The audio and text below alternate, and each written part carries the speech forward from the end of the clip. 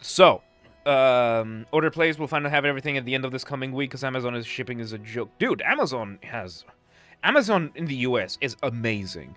Like, over here, I have to wait at around 2 weeks for anything to arrive, at the very least. Unless it's Anycubic. Anycubic and their resin, it usually arrives within a week, usually. Prime has fallen off so hard post-COVID. I used it when I was in Florida, and it was good. Like, they delivered... We ordered 16 things with my mom, and 15 arrived 2 days later, and the rest took a week. But I can see how it would have fallen down with how everything has fallen down. Amazon shipping Germany is quite good. Way better than local post office sending out packages, because Amazon leaves the fucking box instead of taking it back when I am not home. Over here in Hungary, the Magyar Posta is one of the best in the world. Like, the Hungarians, I don't know what the fuck they did. I guess it's their strong ties to the Mongols, but their post office system here is fucking good. Like, it's insane how good it is over here. Then there's GLS. I know that next to my house, I live very close to a gym, and the gym just put one of those, you know, the Amazon boxes. They put a GLS box over there, so that instead of I like that system as well, because, you know, I walk a block and they can deliver it there instead of leaving it out in the middle of the street. Because over here, at least, I live in the suburbs, so they would have to leave it on the gate.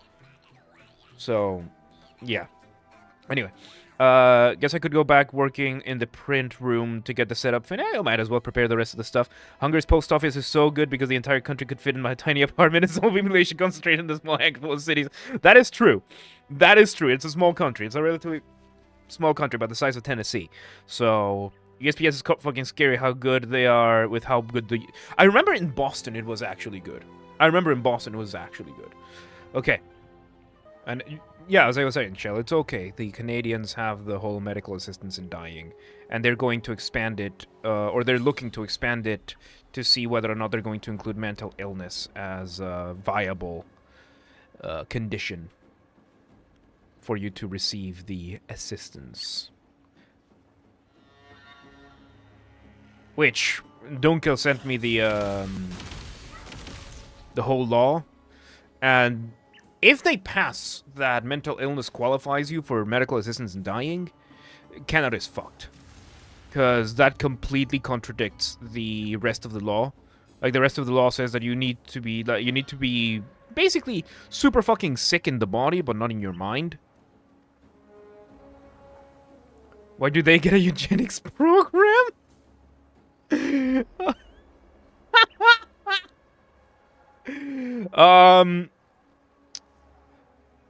Shit, it is kind of... Oof. Fuck, when you put it like that, you're not far off. You're not too far off. But hey, what do you expect from the Canadians? The world's favorite war criminals. Eugenics and having standards is institutionalization of the practice. No.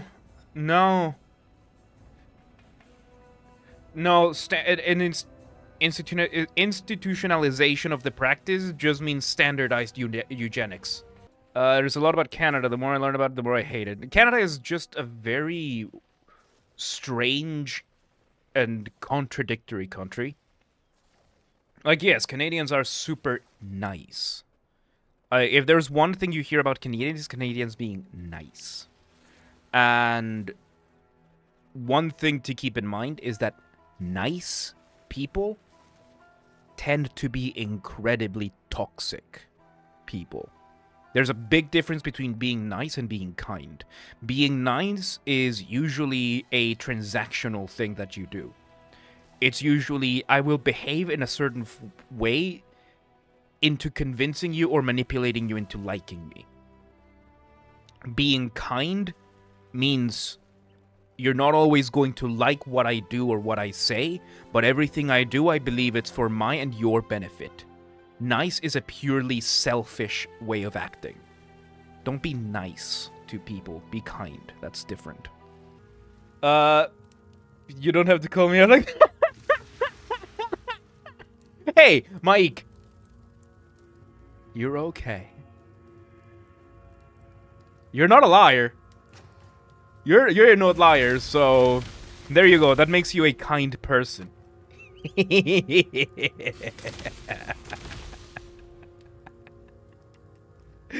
Oh my god. But yeah, like, you know, when it comes to being nice versus being kind, a nice person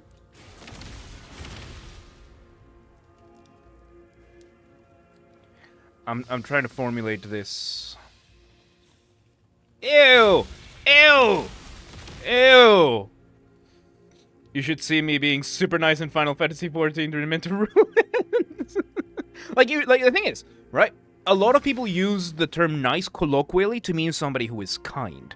But a lot of people also use nice to mean somebody who is polite, somebody who is agreeable, stuff like that, or somebody who is charismatic. But in the sense of a lot of social interactions, somebody who is just nice, I decided to start using nice as a more way of describing somebody who's a lot more selfish. That I'm nice to others because I'm going to get something in return out of this.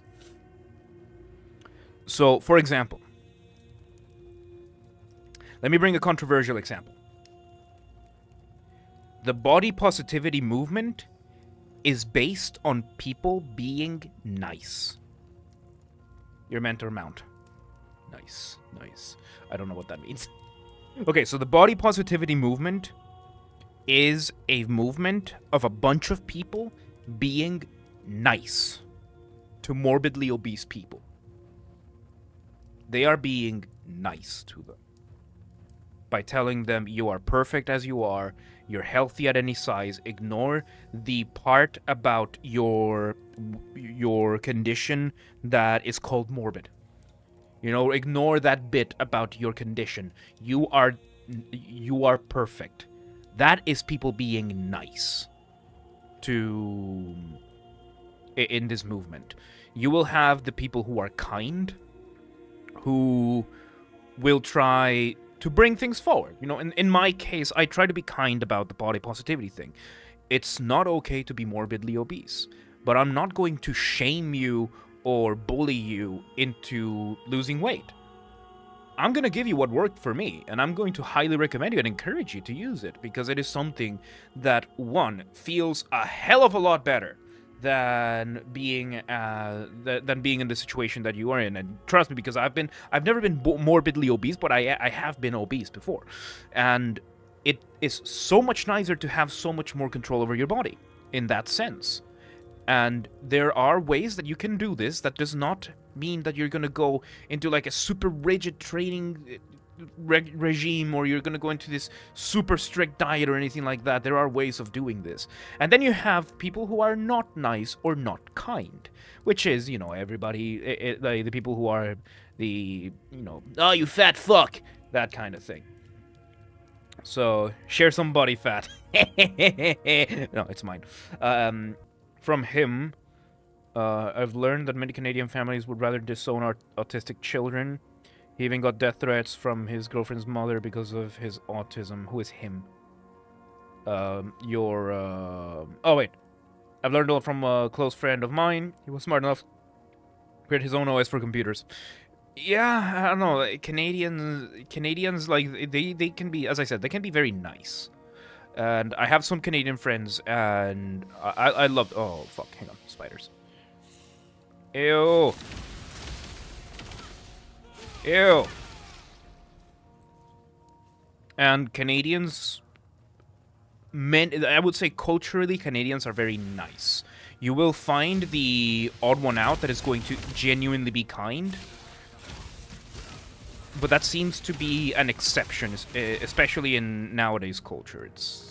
It seems to just be more of an unfortunate trend. Thank you, Shell Shock, for the quote, for quoting me accurately and thoughtfully. Do not be nice to people. I advise against just being nice to people. It's useless. Being nice is useless. It really is. At least for anybody around you that isn't you. Being nice is something that you can benefit from personally. You will be able to benefit very nicely for being nice. Like, that's something that you're going to be able to get away very nicely. Detonate dead. So yeah, like, don't be nice to people. Shit, I forgot to put away the rest of the stuff. Don't be nice to people. That only benefits you. And it's fucking it's a I consider it a predatory behavior to being that type of nice. You know, that kind of nice. It's just I see it as predatory. Thank you for listening to my TED Talk. Back to Dragon's Dogma. There you go. Oh, you enjoy that, man, because oh fuck, I loved Dragon's Dogma so much. Oh, I might even do like a stream one of these days. But yeah, the whole thing, be kind, don't be nice. I think it's a difficult balance to achieve between being kind, because it's very easy to just be an asshole about things. Trust me, I love being an asshole about things. But there are times when you genuinely need to be able to maneuver things with a bit more finesse. So yeah. From what you heard, Dragon's Dogma is way better than Skyrim. I would say in most aspects... Ooh, hang on. No! No! Ah! Fucker managed to get away. We did have this conversation, which is going live, is going to go... which is, you will be able to listen to it on Monday in our first episode of Basterd Spontaneous Talks, by the way, going on live on Monday on the YouTube channel. Go away, go away, go... Ooh. Everything else is like day and night compared to Skyrim. I mean, yeah, we had this talk on Wednesday. But yeah, the only thing Dragon's Dogma is questionable at is your pawn's followers seem to not use the combat AI the same degree as enemy AI. It depends a lot, because what Dragon's Dogma did in their AI for the pawns is that your pawns learn as they fight. So it's not just a matter of level, it's a matter of the types of enemies they've encountered, how many times they've encountered them, and what they see the players do, what they see the other pawns do. Like, the combat AI for the pawns is adaptive to the situations, to the types of enemies. Like, in my case, my pawn, she gets a notification. Like, I get a notification whenever she learns a way of dealing with an enemy.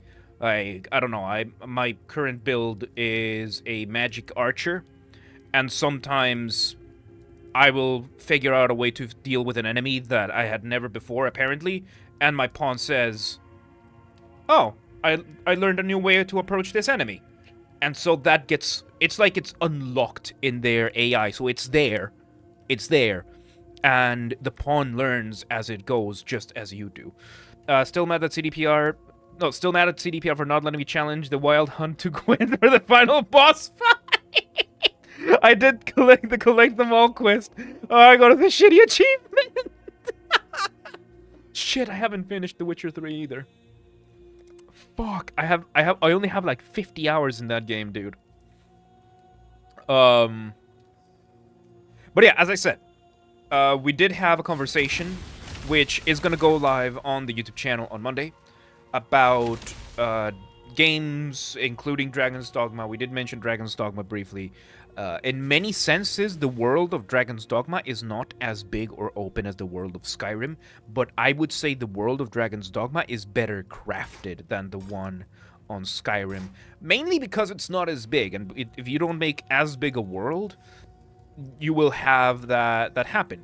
And as we mentioned in the talk that we had on Wednesday, a way I have of judging a game and how well it's thought out, it's by checking its magic system.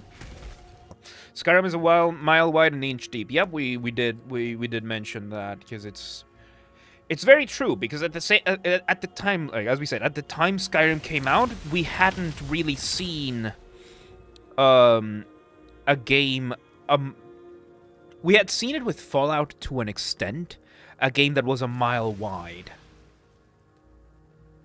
but not to that same extent. And then Skyrim came out and it happened and we were all like, oh my god, it's a mile wide! And then we realized that means fuck all. Well, a game such as Deus Ex would be an inch wide and a mile deep, or Baldur's Gate, and Baldur's Gate ended up being massive in general, like just the amount of things you can just do. Like Baldur's Gate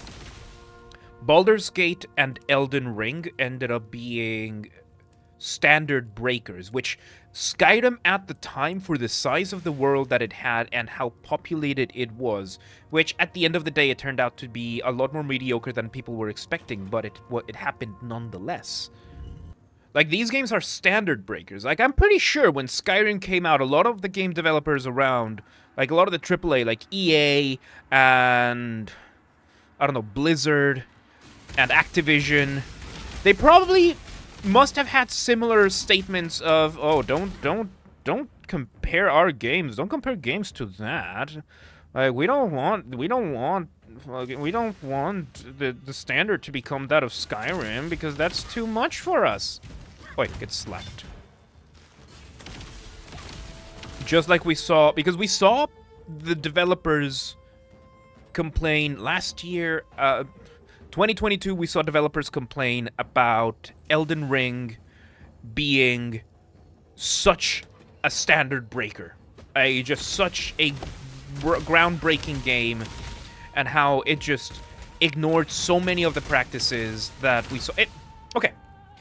Basically, what we're seeing is that anytime a developer releases a AAA quality game that is massive and that it has hundreds, if not thousands of hours of replayability, and that it's just made with so much love and so much care and so much attention to detail, but is not made with microtransactions and the predatory, abusive, exploitative behavior that we see from developers like Blizzard, from developers like Activision, from developers like EA. Whenever something like that happens, when a game that big is released without those predatory tentacles and claws within them, they call it not good for the industry.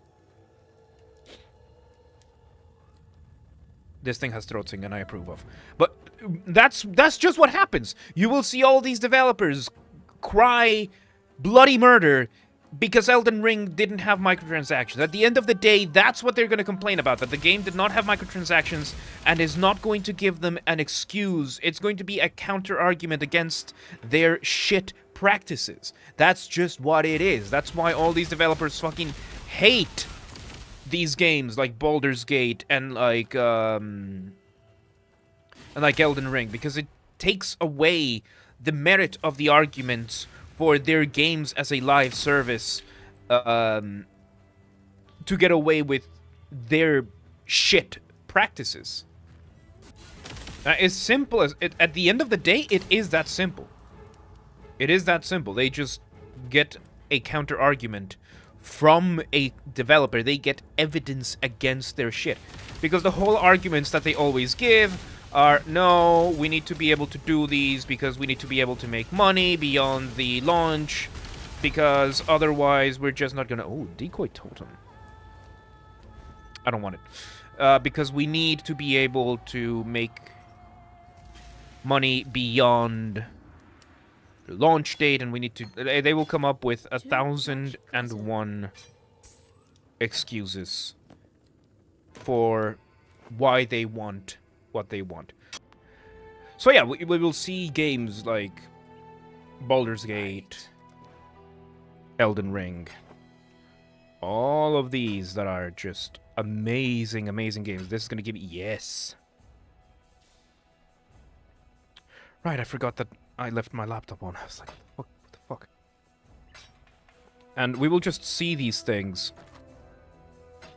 that are industry breakers, and they just break with the norm. Just like when you see a film made in Hollywood, you know, like when Hollywood releases a movie in which the actresses were not blackmailed by fucking... what's his fucking name?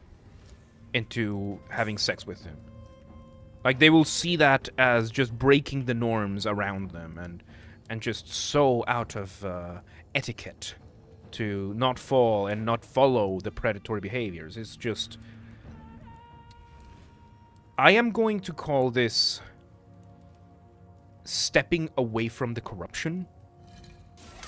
It is what you see when somebody dares step away from the corruption. Because I saw it back in Guatemala. Like, this is not something about nice or evil, this goes beyond the whole nice or not nice behavior. Because I saw this back in Guatemala. In Guatemala, it's super fucking common to jaywalk. Like, jaywalk is... I mean, I know that's it's a thing in most places. Movie where the actresses weren't blackmailed. Do you have any idea how little that narrowed it down? I know that movies where the actresses were not blackmailed into sleeping with the producers are very few and far between. I guarantee you it's gonna be like Angel Studios and maybe one or two other studios in Hollywood. Maybe, if we are lucky. That's what I'm saying. It's not that... Like, yeah, you tell me which movies the actresses were blackmailed into sleeping with the producers? Fucking... Yeah, how many pennies in a dollar, you know? Like, that kind of thing. The fuck kind of analogy was that? How many pennies in a dollar? My point being, when you see somebody defy a corrupt culture, it's seen as outrageous.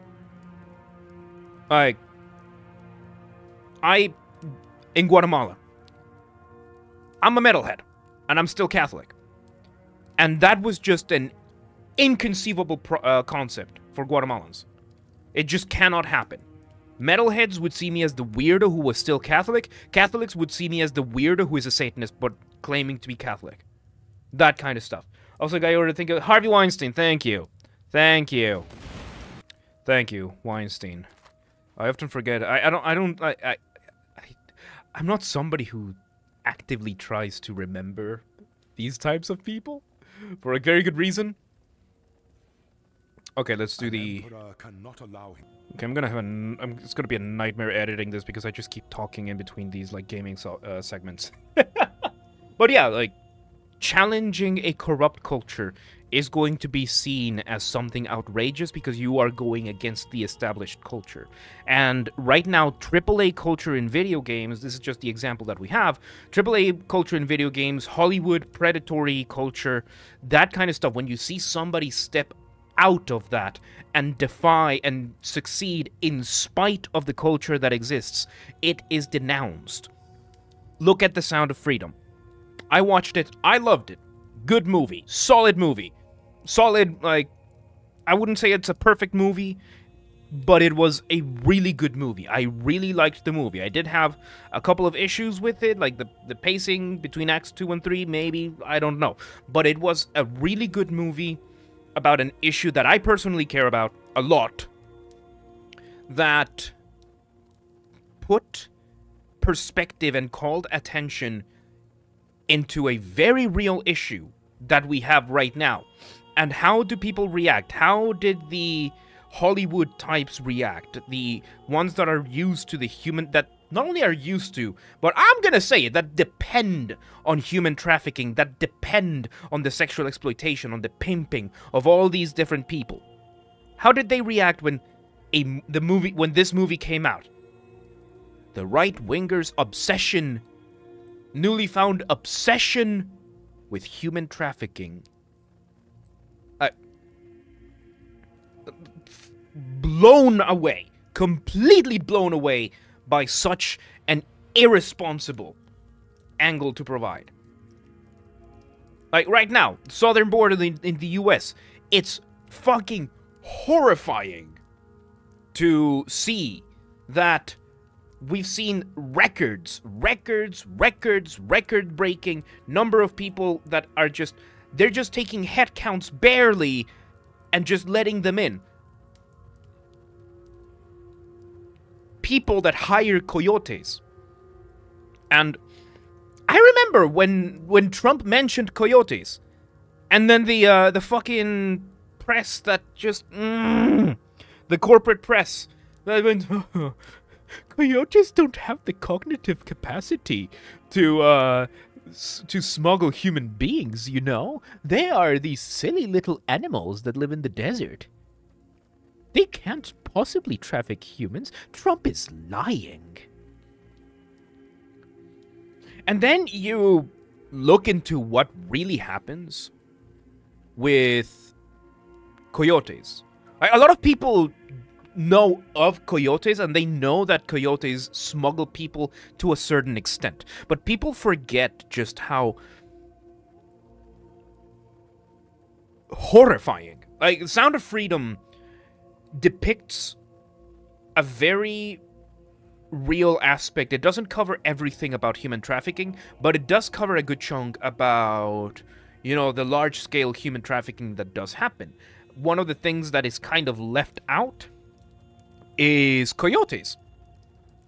Because the thing is, in The Sound of Freedom, the movie happens mainly through those who are, when the smugglers and the traffickers are trying to cross the border with the product. But when it comes to coyotes, they don't do that. The coyotes don't do that. So here's a little bit of a lesson for you. It's going to be disturbing. So, trigger warning, I guess, because this is a heavy topic. For those of you who don't know, I'm from Guatemala. So, I've met a bunch of people who have done this. And I know a bunch of people who have done this, and I know people that I knew from my childhood that have died in the journey to do this, that were trying to cross the Mexican desert and fucking died in the attempt. And basically, one of the things that you do is that right now, the police are basically just letting them in. They're just they're just told to let them in. And in that sense, the coyotes, what they do is that you they have their spots across the border, and they have their little boats, and they stop at a certain point, and they tell you, okay, you go from here, and that's it. But one of the things that people are not very aware of is back a few years back when the whole, oh, Trump is separating families thing happened, people failed to realize that coyotes provide the service of you getting a family. How does this work? You get to a coyote, and you rent a child from the coyote that kind of looks like you. And you're going to carry this child, because when you cross that border, you're not going to have papers with you. The kid is not going to have papers with him either. And you cross the border and you claim, this is my child. And what's going to happen is ICE is going to take you in, they're going to process you, they're going to process the kid in a separate facility, and they're going to give you a court date that is expedited because you are a family. You get reunited, like you both get released from the facility. You go back, you go to a meeting point, and you give that child to the Coyotes counterpart in the US, who will then smuggle the child back through the border for the next family to take the child through the border. And this will happen for as long as the child remains a child.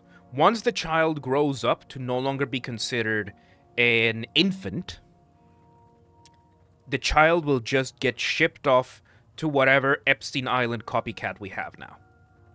Or even Epstein Island. We do know of cases where that would just happen. Where the kids just get shipped off to wherever these fucking pedophiles take them.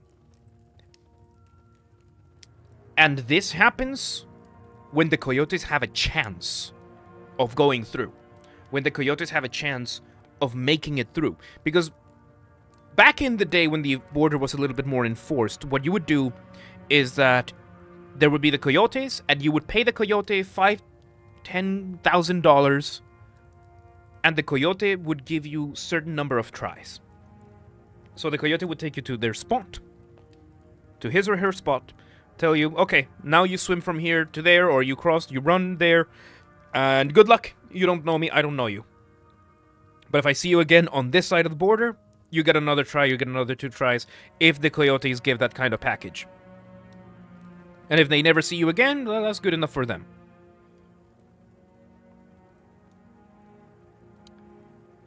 $5,000 to $10,000 per person.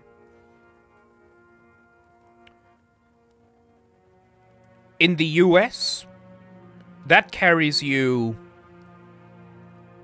for a few months, depending on where you are. If you're in New York, it's like 2 months. If you're in LA, that's probably a month and a half. Or in San Francisco, something like that. If you're in Guatemala, $5,000 can carry you for 2 years. That can be your living expenses for several years, depending on where you are. $10,000, you can live like you can live a year and a half middle class with that much money. With $5,000, you can get English lessons, you can learn how to speak the language, you can learn a skill, and you can go through the visa system. With $5,000 in a country like Guatemala. But instead, the Latino culture is, at least in Guatemala. I know that in El Salvador is not not the same, but in a lot of Latino countries, the culture is just so corrupted to the core that the expected action for you to take is to try and skip line, to try and steal, to try and cheat your way into everything, even if that is more expensive and more work than just doing it the right way. It's one of the reasons why I am simply never going back to Guatemala. It's one of the reasons why I denounce Guatemala and Guatemalan culture as irredeemable. Because it's a very warm culture. The family culture there, it's very, very warm, very cozy, but it's very nice. You see how I bring this back? You see how I bring this back? Because the culture of corruption that we have is not, I'm going to teach you how to do the right thing, but it's going to be, I'm going to teach you how to take care of your family. But the right thing is very rarely what you're going to learn how to do. The school I went to is an exception to this. My mom runs this school. And I think it's because my mom's dad and my mom's mom, they had more of El Salvador culture where hard work and merit and doing things the right way are a bit closer to the standard. To a more acceptable standard. But it's still it's a very difficult thing, especially because you go to Guatemala and you pay your taxes. And people call you names for it. You do something that is genuinely good, that you do something the right way. People call you names for it. For following procedure, for following the rules, for following the law. People call you names for it. And it's not like, oh, you're a bootlegger. They have other kinds of names for that. I'm not raising my children in a culture like that. I'm simply not. I was lucky. I was unbelievably lucky, unbelievably blessed that my mom came up with the system that she had in her school, that she had the people around her to help her build a system at the school where you can teach the kid culture and you can teach the kid a culture of excellence and how to be a genuinely good person. Thankfully, me and my classmates, we came out and we are, the overwhelming majority of us are genuinely good people with genuinely good intentions who genuinely want to do good by those around us, even if that means being unpleasant. And that's the thing about nice versus kind, right? Because nice, you're always aiming to be pleasant. You're always aiming to please. And kindness is you're always aiming to do what is best. To do what is right. Even if that is unpleasant. God bless my family for that. Absolutely. God bless my grandma. God bless my grandpa. My grandma founded a school. My mom carried it on. and they've done a beautiful job with the school. Right now the school is going through some economic problems after COVID. They moved to a separate location because when they were renting the previous land that they were in, and the previous owner pulled a fast one because the fucker is a corrupt piece of shit who double-crossed the school, so that they were forced out. They are not at risk of bankruptcy, I would say. They're not at risk of bankruptcy right now. But if things keep going the way they are and they don't turn things around, it might actually become a risk. But that is what it is, right? So, yeah.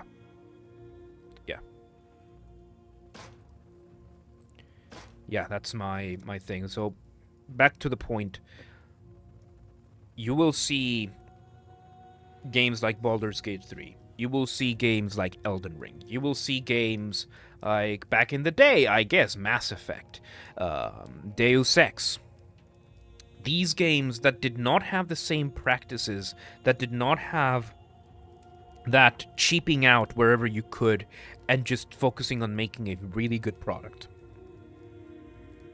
Because one of the things I've noticed in recent years is that with the rise of the more predatory the practices are for a game, the more the developers desperately want you to sympathize with them. Like, usually when you see an indie dev, like, yeah, the indie dev might be struggling, but the indie dev is aiming to strive and to succeed in spite of that, and the indie dev just wants to break through and have that underdog story, which is very different than when the big AAA company wants you to feel bad for their employees because, oh, these games are expensive to make and they take a lot of work and we have to crunch a lot, you know? So you should be okay with us charging you $15 for a skin for a single character and a single save file. You should be okay with us charging you $20 for an extra save file. You should be okay with us charging you for a battle pass within a battle pass Destiny 2. I don't even play Destiny 2 anymore. And yeah, we should be okay with us just charging you for every single expansion that has come out every single fucking time without you complaining about it, even though the expansion doesn't do anything and it's not an expansion, it's just basically content that should have been, that we promised was going to be there from day one, but is actually not. You should be okay with that because the poor developers, man. The poor developers, they need to see their families, you know? They need to feed their families. You see what I'm getting at here? Good. Back to the game. I admit this is why I'm often blunt when chatting with others. The truth might hurt, but I believe... So yeah, the thing is, there is a way of being truthful without being hurtful. Sometimes you do need to hurt somebody's emotions to do things, to get your message across. I'm a person that I aim to be honest as I possibly can be. I do my best not to lie to people. And I aim for that. I aim to always be honest and always be as straightforward as I can. But that does not mean I am simply going to be rude to you, that I'm simply going to... What the fuck is this? I aim to be truthful, but I also aim to communicate. Because that's one of the things. Communication is a skill. And if I'm going to get my message across from you, I can't just say words. I have to choose the right words. I have to choose the right tone. I have to choose the right expressions. I have to choose the right body language. Because if I'm going to make sure that you know that I am telling you something because I care about you, I want to make sure that I can communicate that effectively. And not just me saying words. Fuck. But yeah, I want to aim to be truthful, I want to aim to communicate, and I want to aim to do this in a healthy way. Like, that's one of the things I try to focus on for a lot lately. I want to aim to be healthier. It's a balancing act, and it's a tricky thing. And, you know, sometimes we say things that we don't mean, sometimes things don't come out the way we want them to. And that can be okay. That can be okay. That happens. That happens. What is not okay is to aim to hurt somebody else. That is what's not okay. Oh, fuck. So yeah, we were talking... Okay, I would apologize for how the conversation went to such a dark place, but I don't want to. I don't want to. That's another thing, right? Like, you need to be able to find a way to be assertive enough. There's a certain amount of assholity that you need to have that doesn't fully become you being a dangerous person. It's a balancing act. Back to the nice versus kind. Usually, nice people are weaker people. Like, the nice people are weaker people. Case in point, nice guys. Like, the nice guy trade. Oh, shit. I missed this. Nice guy trademark. Usually, these types of fuckers are extremely weak men. I don't know. I don't remember who said it, but it's like, shit, was it Jordan Peterson? If you worry about what a strong man could do, tremble in fear at what a weak man is capable of. Tremble in horror at what a weak one can do. Because a strong man might punch you in the face. A weak man might sell you into slavery.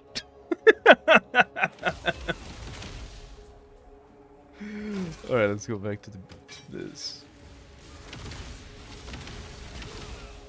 And I know that when I say weak man, every single one of us can think of at least a few people that meet that criteria. Where you know that these are not people of character, that these are people that will not... It's one thing... It's one thing, to, you know, not have confidence. It's one thing to not be fully developed emotionally or something like that. It's something completely different when you are at a level of selfishness that you will trample everyone if it means your survival. I wouldn't call Martin Heemeyer weak, as the local government took his ability to work. His lover cheated on him, and so what happened when he carried the killdozer. Well, that's different. That's different, because that is... You know, that's when a reasonable man is forced to do unreasonable things. That was not so much him being weak, a weak character, and proceeding to trample on everything. That was a man snapping. That was a man snapping, being driven past his, way past his breaking point. And just completely breaking apart. That is what happened with the killdozer. I don't think that is not somebody that, based on what happened to him, I wouldn't say his strength of character was a determining factor. What was, is that the man was driven to his limit. He did nothing, he genuinely did nothing wrong to be driven to where he was. That I 100% agree. Going as far as to call him a folk hero, I mean, the meme is hilarious, and it is more of a folk tragedy, I would say.